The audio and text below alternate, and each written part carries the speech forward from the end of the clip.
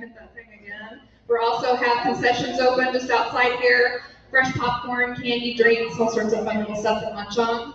We're going to go ahead and get started back with our afternoon with a presentation, Hidden Dangers of Paranormal Investigations, A Personal Perspective, with River Valley Paranormal's Adrian Scalf. I'm going to hand this off to you. Hi. Wow, I need to speak a little softer like she does. Anyhow, hey, my name is Adrian Scalf, and like you guys, I'm sure you're wondering who am I? I'm nobody. I'm just a regular guy who's had an experience and started the team, just like everybody. Most of us. Who here are paranormal investigators? There's one in the back. She's cute. You guys, you're paranormal investigators? How long have you been doing it? About 2 years? Good. Who wants to be a paranormal investigator? Interested in it? Over there. Okay. This presentation is for you. But if you want to know who I am, everyone wants to do a little pedigree, see what they've done. I was in a Booth Brothers documentary called Soul Catcher, and it highlights some two Indian schools, boarding schools. That's the word I was looking for. Thank you. Anyhow, but at the hauntings that are there, you can find this online, and you can watch it. It's streaming in multiple places. Pretty good. And also, it's on a show called Ghost Adventures. Don't hold it against me. It was a fun show. We enjoyed it. We had a lot of good times there. But I did tell him when we were doing the investigation, you get the cap on. My bride. Anyhow, I did tell them when they were there that they were investigating a military hospital. So any kind of injury that they're going to have done there, we're a military person or their family, so you treat them with respect. That's why this show teaches, or sounds a little different than most of their other shows. But anyhow, why do I do what I do? I'll tell you, I have a whole presentation, but I'm going to wrap it up in just a couple of sentences here. I was more like the people on the other side of the street before I started the team. I did not believe in the paranormal. Did not believe in the paranormal. If you said that you saw a ghost, I would point fingers and laugh at you. I tried to incite other people to laugh at you because you were just being silly. My wife was one of those silly people. We lived in a haunted house, so she's saying that, okay, well, I'm seeing ghosts here. I'm like, no, there's no way. At one point, she was actually touched by a ghost. I thought that was hilarious. She did not. Anyhow, I poked a lot of fun at her.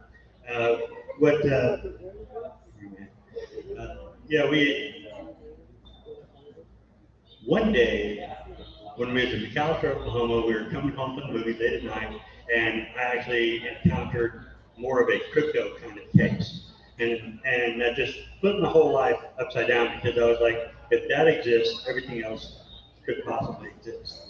That's a story for a different time. I'm going to talk about, and I need to jump into this case, a Oklahoma residential. And so when I talk about this case, I'm not going to talk in a chronological order because it's going to go back and forth. Just for ease of conversation, we'll just talk about it all as one. My sugar's going high, so I'm seeing a little weird. That's what's happening. Anyhow, I am a medical professional. I'm a CT tech, X-ray tech. I was working at a local hospital in Fort Smith, Arkansas, and I don't know. Everybody has a job. You have people that come in, and you already know like these stereotypes that come in. Medical people also have those stereotypes. These people come in and they have, this is what I'm going to encounter.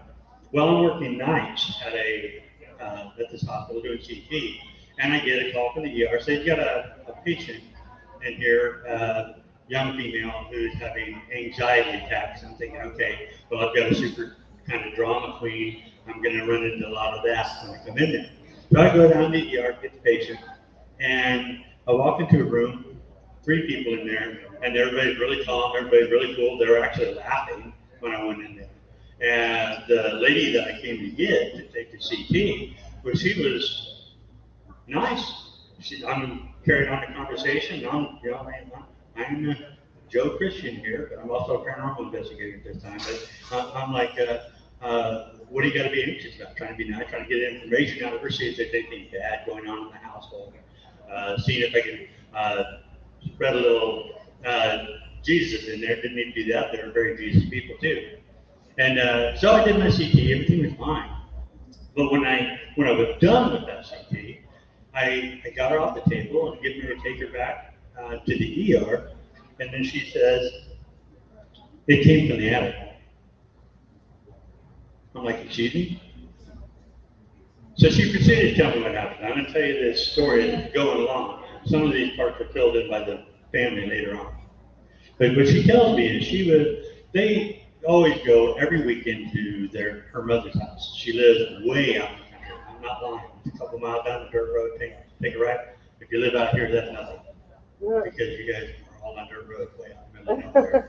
But anyhow, that's what we did. So she said they go out there, and just because her mom, they just try to entertain her and, family get together.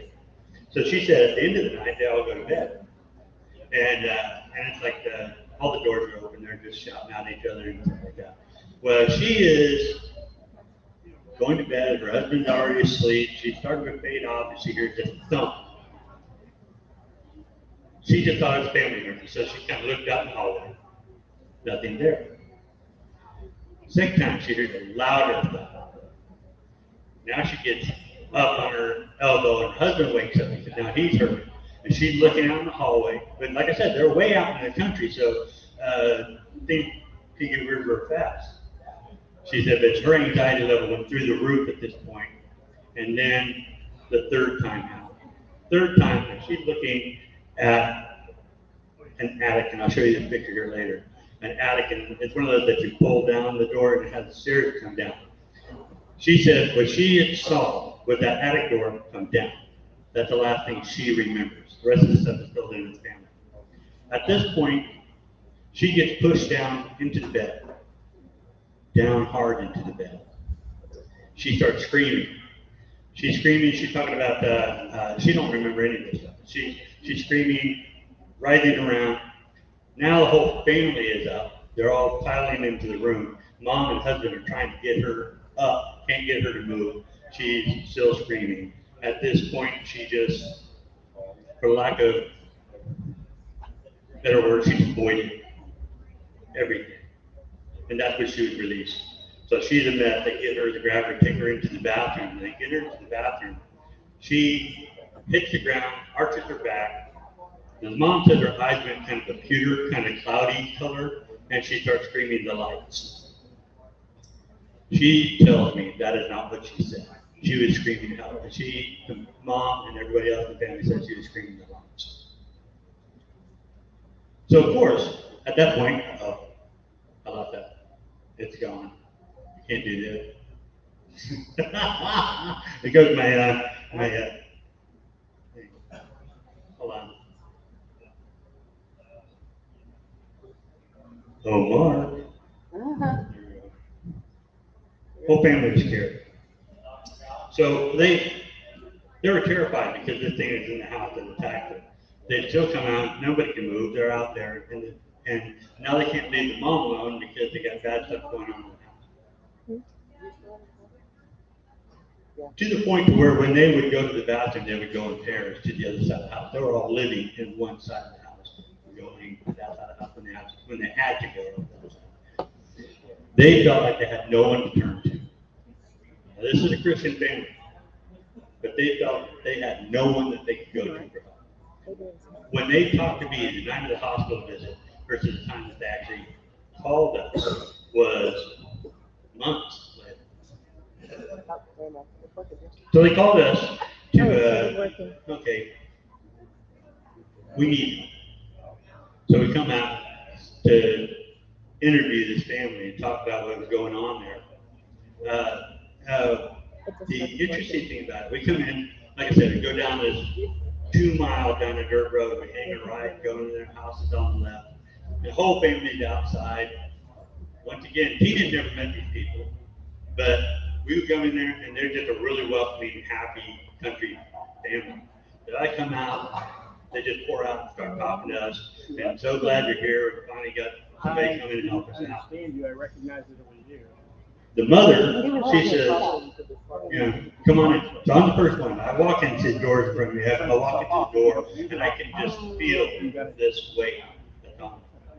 It's not like it's not on me, it's all around me. Like I just stepped into some kind of goo that covers my entire body.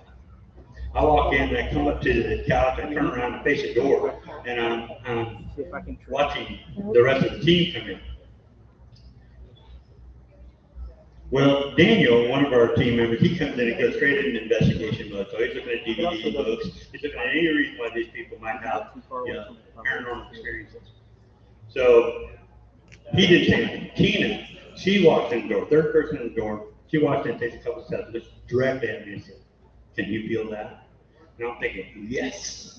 Because finally we got a really good haunting. It's got to be, because I'm not sensitive. Tina's not sensitive. Nobody in our team is sensitive. We don't feel, I call it woo-woo, but none of us are woo. We come in there and do that, continue on, we interview the client, they tell us a whole bunch of stories, tell us stuff, this is going on for a long time. Now they tell us about the scary thing that happened.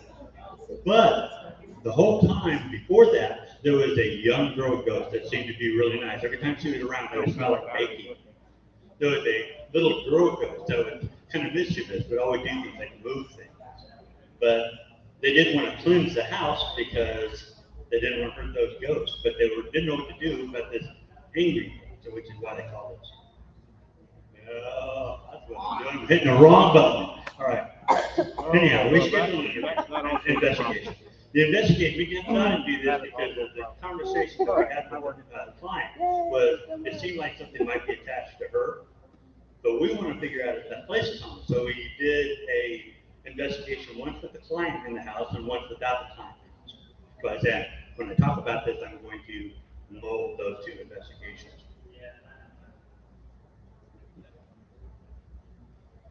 Now,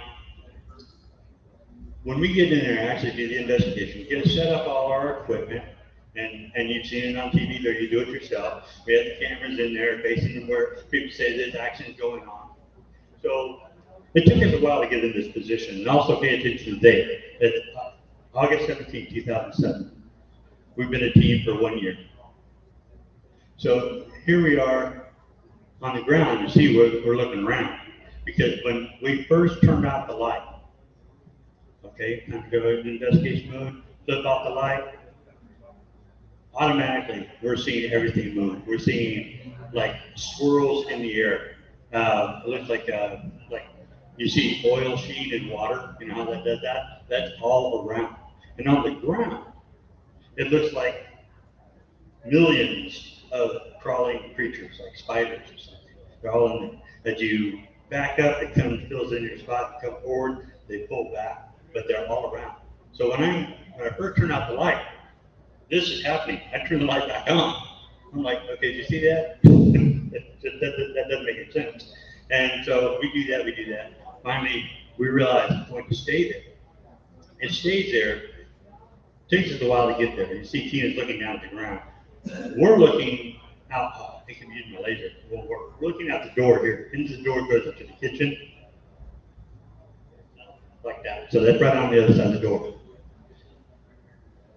That attic door is the door that they're talking about. You see there's been a dream catcher on there, like it's going to do something, right?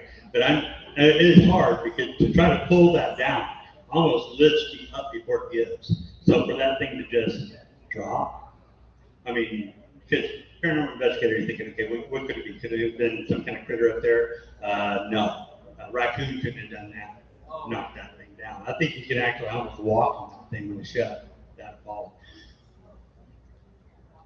Anyhow, we're looking. What we have at this point is a creature that's actually on the roof, coming all the way from the back bedroom here where the attack happened. On the roof, all the way to this door. I say it, a creature. It's kind of we say kind of spider-like, kind of squid-like, kind of whatever. It had tentacles. And what it would come from the back room where the attack happened, and it would come really fast toward that door, and it come to that doorway, it would skitter about, and then retreat back. And it did that several times, trying to intimidate us. That was kind of scary. But after a while, it didn't come in, so we had to go back and go check it out. Like I say, that's the attic that did. You have a bathroom over here. This is the bedroom that the attack happened. The rest of the family here. That the laundry room. I want to get into this. Like I said, first, there were 2 night investigations, and I talked about this first EVP. It's not really an EVP. It's just a soundbite. Hopefully we don't blast you out. But pay attention. I'll play it a couple times. Pay attention to what happens, and pay attention to what the team does. What was that? I heard a knock. What was that? Simple, right? You hear a sound, try to figure out where it was, but without heard a knock, we go through it. This is the second night. We have a couple different team members. And when we investigate, you don't all sit in the same direction. We're looking around. We had one investigator looking down, straight down that hallway like this. But then, I'll play this one a couple times now. This is what happens.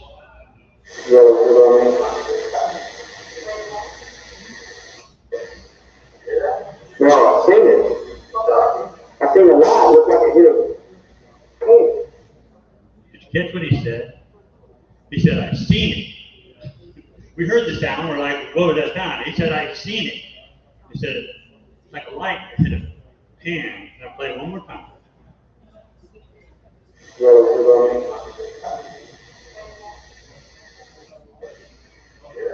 No, I've seen it. I've seen a lot. It looks like it hit a paint. I love it because you can hear the pause in what he's talking about. Because at this moment, his brain catches up with what he saw. And he says, like a light that hit a pan. Lights hit stuff all the time, don't make any noise. What he said was, from the back room, he said a light, an orb. I don't believe the photographic orb, but we've seen multiple orbs visibly. He saw this light. He said it shot out from this way, came up, and arced up, hit the pan. I don't get that. I still can't explain that. Lights are hitting all over the place. It's not making any noise. We did several different things happen there, a lot of visual things.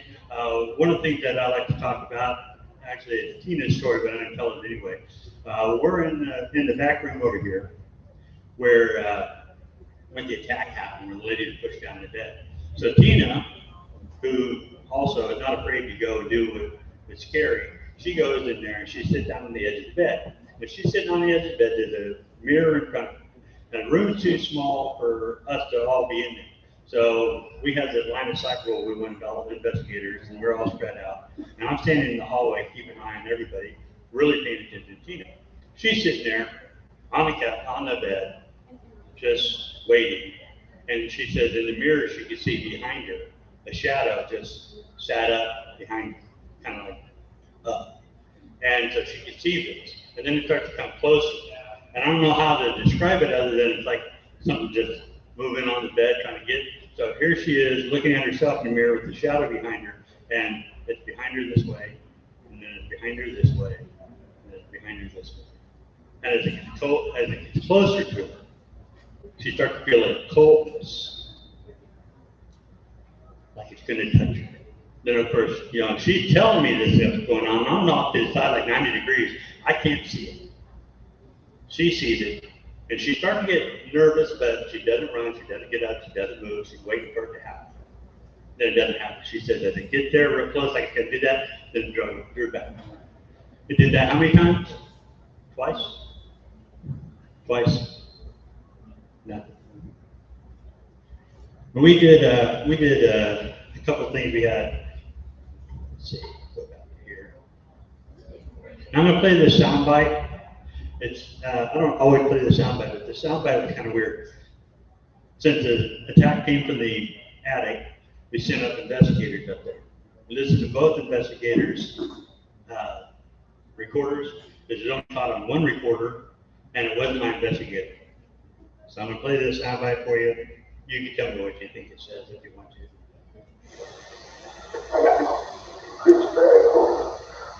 I have no idea what he says. One more time.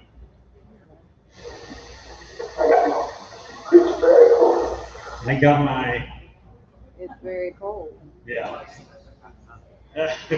Well, what I hear is there's a cuss word, the B word, and it sounds like it's saying bad folk. That's what you get too. I don't know. It's not anything that one of my investigators is saying. It's then a very throwback term. Yeah. So that was weird. And I don't always play that because just I know what I hear, but it's just a weird one. But it sounds like a raspiness to the voice that my investigator didn't have. And once again, it only showed up on one of the recorders, not both of their recorders as they went up. So that was kind of weird too.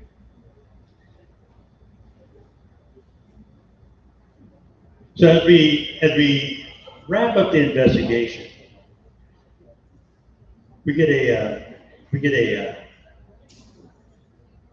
like the first night, the client there, and she is now, her stress level's up high because not only is she witnessing this stuff, she's actually, outsiders, us, are witnessing this stuff. So it just made this thing, I'm not crazy, this is real. Other people are seeing this stuff that I thought I was going crazy about, but no, this is real. So I said, okay, let's just pack up everything, let's turn on all the lights in the house, and let's bring the energy down and leave her in a better mood before we leave. So we're standing there. Actually, Tina and I are standing at this doorway here.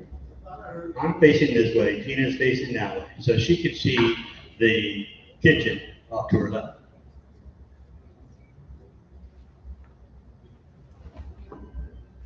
Oh, yeah, there. Kitchen door. Now, let me play this.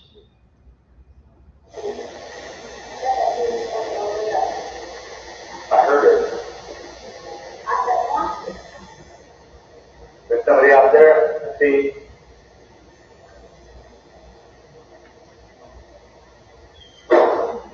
Holy. Yeah, that's what we needed. That's what we wanted. Can you do it again? Okay, I'm going to walk through that. We're talking. I'm paying attention to her every word because she's my wife and I hang on her word like it's life itself. She's talking to me. And as we're talking, she sees that door right there open up. Now it opened up. You didn't hear it. You heard the door open, but you didn't hear it hit this. It opened at a straight 90-degree angle. Not more than that, it would hit that big. It opened. She tells me she saw it. So we come around the corner, around this, because that's the angle that she's seeing it at. So I come around this. I am facing the door there.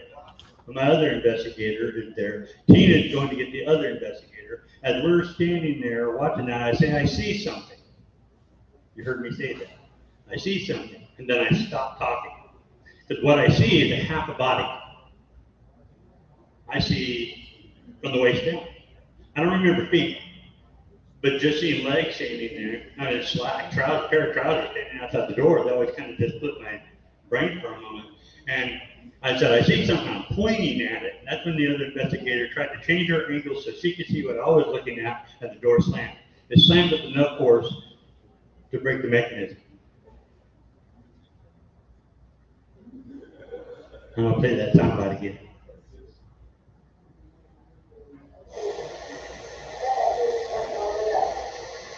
I heard it. There's somebody out there. See.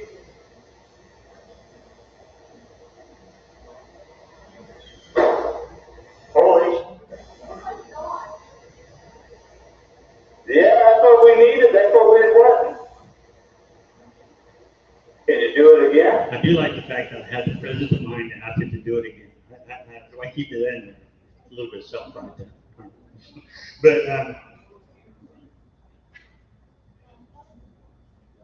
and this is out of order because just shortly before this on audio, I get this EVP.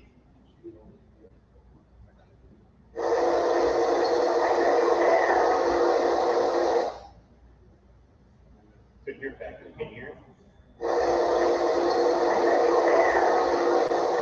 Did you hear it? You hear the EVP? Are you hearing what it says? I'm going to try it one more time. I'll hurt you bad. So we didn't hear this, and once again, we're not sensitive. We don't know what's going on. Stuff is out, and then we have weird, crazy, intimidating shadows. We've heard sounds, all kinds of stuff all throughout the night. Belt pressures, whatever you want to say. But we don't know what's going on. We had this thing that says, I'll hurt you bad, and just after that, the door opens up. Slams in my face. I was excited. I was excited. That was neat. That was really neat. So after the investigation, this is the first night actually, after the investigation, we come home. Now, I got a big 80-pound puppy. He's great. His name is Icky, short for Ichabod. And his whole life, from the time he was a puppy to just before he decided to leave us, he would do the same thing. He did not like to be outside. He's an indoor dog. And so whenever he had to come inside, he'd finally come inside, he'd run in, gallop in, he'd grab a toy, make a big circle, and let's play, let's play, let's play. That's him. That's Icky. That's great. This night, he'd been outside all night. So of course he would just barrel into the room. So what he did was this night, is he come in, he was out in the back of the yard, he comes in and he's running full bore for the door. About 6 feet from the door, he does a dead stop. And he looks at me. He's not wagging his tail. He's just looking at me. And then he does something he's never done before. He just backs up. He backs up away from me. Usually if it's like, hold on, I still got to pee, right? It's not that. He backed up, straight away backed up. And then at this point, I start to pray. Sorry, I'm a Christian, I pray. That's where I went. I went straight to that because that's the guns that I use. That's the weapons I use. And Tina hears me. I'm downstairs. We have a split level home. I'm downstairs. I'm praying. Tina's like, what's going on? I said, Icky wouldn't come in. He just backed up. It's kind of weird. She said, well, get it out of the house before the kids come home. That's how we handled that. What we thought. After the investigation, we're reviewing all that stuff. I'm getting nervous because I'm having all this stuff. I got to take it back to the client. I'm not coming in with just a regular get out and stuff like that that we can explain away. We do the review and yeah, some of it was kind of odd, and then all the stuff that we explained or witnessed, everything that we did from what the from what the client told us to the investigation to the review, we had to go in and tell this person that for the only time in our over 300 investigation that we had said this, I do believe what you have is a demonic presence in this house. Sorry, didn't mean to go there, but that's exactly what we did. I don't believe that these are three separate entities. I think they're all one entity. And it presented itself in these three different ways because it wanted to get close to them first. They didn't want to cleanse the house because they might hurt the nice ghosts, right? I said, no, that ain't the way it happens. That ain't. They're wanting to get in close. They want to do this. They got close. It's been part of your family for how long? Now it's attacking. Now you're scared. It's gone into an oppression mode. So it's really going to do that. I think what it did was it actually tried a possession mode, and it went in, but Jesus was in her, and it expelled him. So I told them, I told them this, and they're like, oh no, what do we do? Oh my God. What do we call it, Catholic Church? How do we handle a demonic force? I said, no. Jesus said, I'll never leave you nor will I forsake you. He said also, where 2 or 3 are gathered in my name, there I am as well. Nobody else comes in the house but him. So the battle. We couldn't be there that day because we had another investigation due. I said you get family members, people who have actually witnessed this stuff because it is full faith and knowledge of what you're fighting here that's going to be the power. So what they did was they did just like our investigation. They started one room and moved all the way through the house. They started a prayer circle talking about this stuff and praying directly about against the entity and cleaning the house. They moved throughout the house. As it got about halfway through the house started to fight back. Started to make noises, started to creak. Straight out of the moon, man, just started doing it. And when they actually got closer to the end of the house, they were actually hearing vocalizations.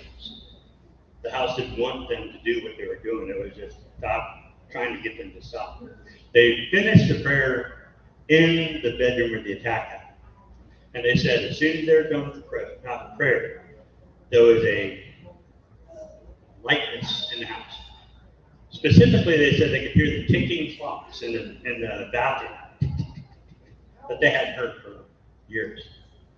That weight, remember I told you that I felt when I walked in there, Tina felt when I walked in there? That was a physical manifestation of the evil that was in that house, the spiritual forces that was in that house. It actually had a physical, it had an effect on the physical realm, even auditory. They said that when they're done with that, they said that it just got light. Everybody felt better. That the fear that they normally felt was gone. And I'll tell you, we investigated this house a couple times after that, and same thing. It used to be that's how we gauge the way a house feels. It's not there. I could sleep here, and that's the way they were. We got there, walked in that place to do an investigation. We got nothing, and we could see it. It was just not intimidating at all. That was that. I say, this is where there's a turn in the story. With you say you guys have been investigating for 2 years. Do you do homes or do you do places? Both.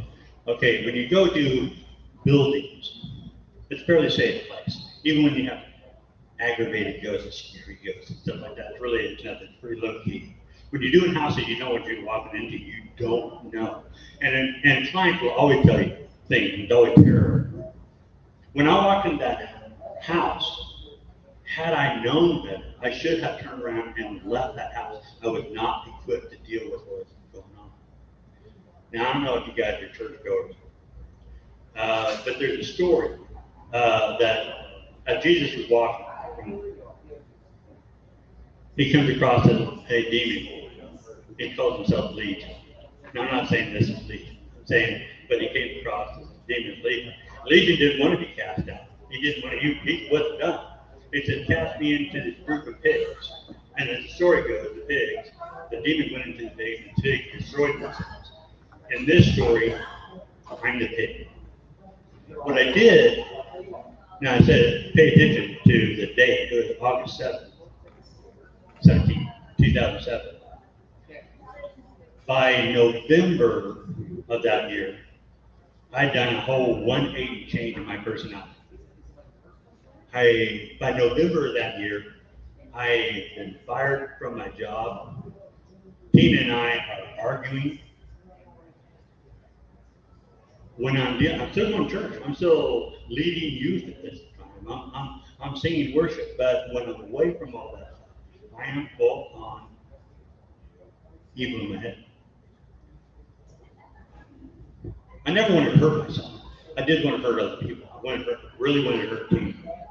There'll be times that we're not even arguing, and she would be there, and I would just have that mental picture of me just taking her out one way or another. Usually, it involved some kind of bludgeoning, which is one of the jokes I used to always say. So they probably use that.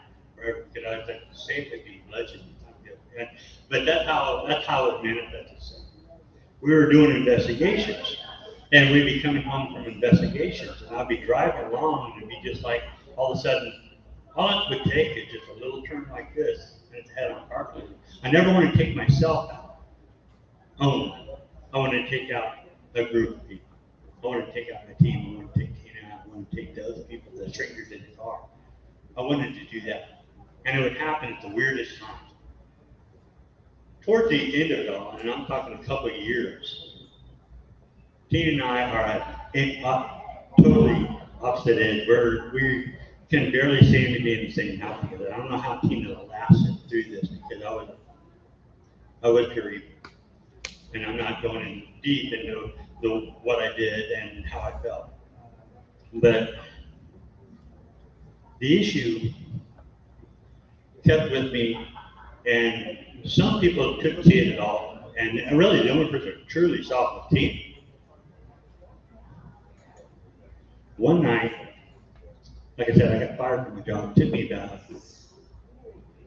took me about a year, maybe a little more than a year to get another job. And I got a job in a hospital in Oklahoma. And one night, working nights again. One night, get a call from the ER. 22-year-old male, right lower quadrant abdomen pain. We need a CT abdomen, roll out appendicitis. No problem. So I go get the patient, get him in there, get him on the table. The CT, if you ever had a CT, if you ever had contrast, you have an auto injector. This auto injector in there was already set up, ready to go. I armed it, the light turned on, going. I get this patient in the room. He's on the table. I hook him up to the auto injector. I'm telling him my whole spiel. I'm getting ready to go. I got a button. Now this button is as hard to push as a doorbell. It's really easy. As I'm standing there talking to the patient, telling him what's going on, I'm getting ready to do that, and I notice that the auto injector is empty. I have 2 syringes that are 200 cc's apiece, full of air. And I had that moment there where I was like, oh my God, like I could have killed this guy. And just that fast, I said, I should just go ahead and kill this guy. Whoever did this, that would show them. It was the most evil thought I ever had. And it happened so fast. I'm a protector. I wouldn't do it. All these other times I did that stuff, it was so just weird how this hit me. But this is in a professional environment, stuff that I do all the time. And it hit me like that. And I was like, that's not me. So I put the thing down, disabled the injector. I picked up the phone. I called the ER. I said, I need a chaperone here in CT right away. They don't understand. I'm a guy, he's a guy. Don't understand what that. Okay, Adrian, we'll be right there. So very systematically, very methodically, took apart the injector, put in the new syringes, loaded the saline, loaded the contrast, very methodically did it. Nurse comes in the room, we do that. Young man was okay, he didn't have appendicitis or anything like that. I don't know if you understand what would have happened had I hit that button. He would have died, but he would have died screaming.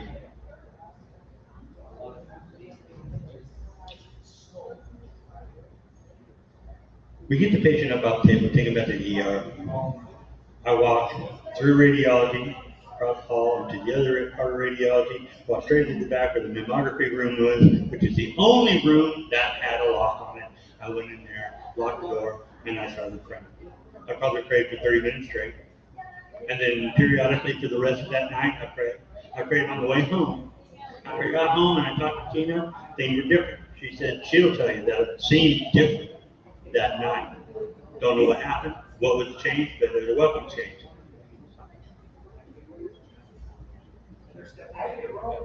So we're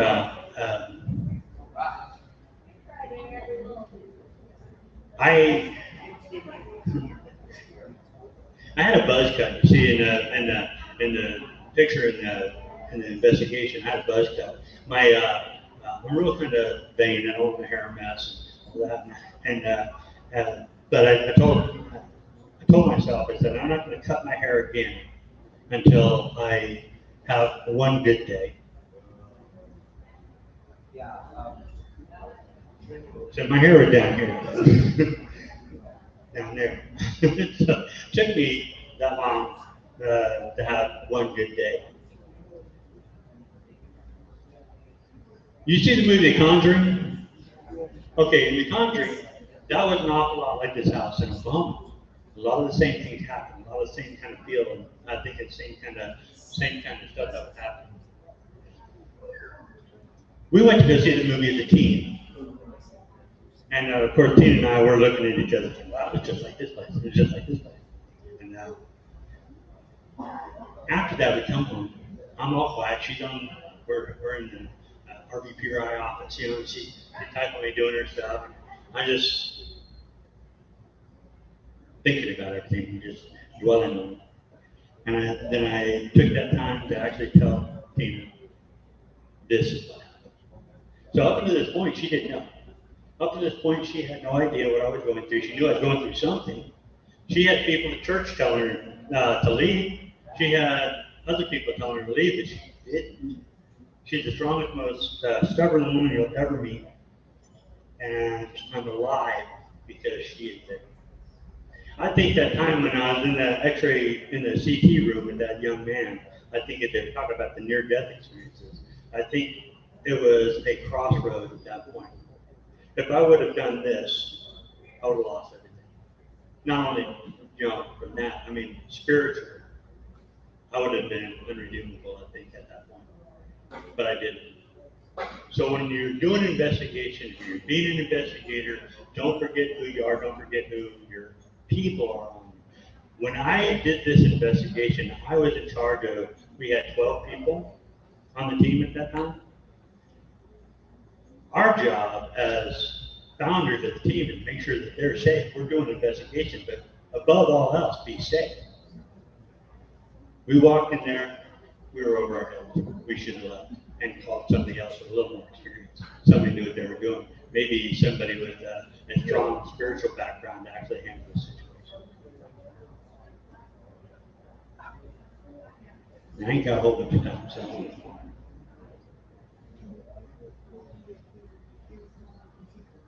I hate telling presentation because I get kind of messed up in the head on this stuff. Because although I passed, I guess, if it was some kind of test, I still did a lot of that. I'm still suffering from that mentally because there's stuff everything that I did was a choice. The devil can't make you do anything, and it's your choice to do it. You can't blame somebody else. It was just a suggestion. He didn't force me to do anything. All those thoughts were my own. So I still got to deal with that. You're exactly the fact. But that's my presentation. You guys got any questions at all? Nothing. I'm glad you're still here and you're awesome and amazing, Adrian. I don't know about that. But anyhow, yeah, I like this. Tina will tell you this is an important presentation because of that. The warning that it doesn't matter how much we pray before investigation. It doesn't matter what kind of crystal you're carrying in your pocket. It doesn't matter what kind of prayer you pray. It doesn't matter what kind of protection that you think that you've got. I say this all the time. Battlefields throughout history are littered with dead men in armor. The armor is only good. If you're meant to be hit, you're going to get hit. It's how you handle that hit. So if you're investigating, please be mindful of this stuff. Be mindful of your team. Do a good job. Thank you very much.